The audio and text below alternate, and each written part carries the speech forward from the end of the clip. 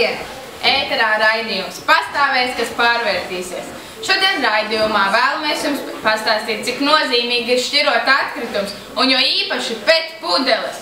Vai zini, ko nozīmē saīsinājums PET? Mēs pat iemācījāmies izrunāt šo vārdu – polietilēntereftalāts. Un pudeles izmantojam otrais, lai iestādītu mūsu lokus. Un sižetu par to, kāpēc ir svarīgi šķirot atkritumus, mums ir sagatavojis mūsu korespondence Nikola. Aiziet! Zināja, ka PET pudeles vidē nesadalās 450 gadus.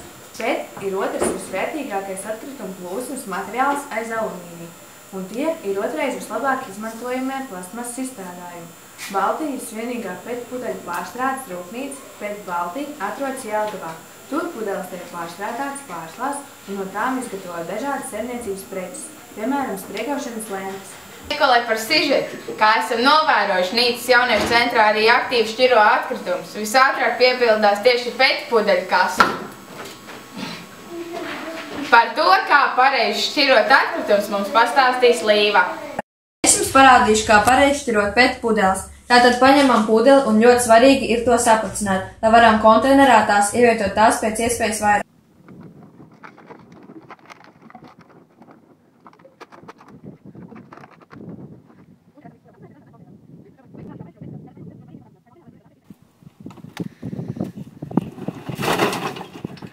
Paldies Līvai!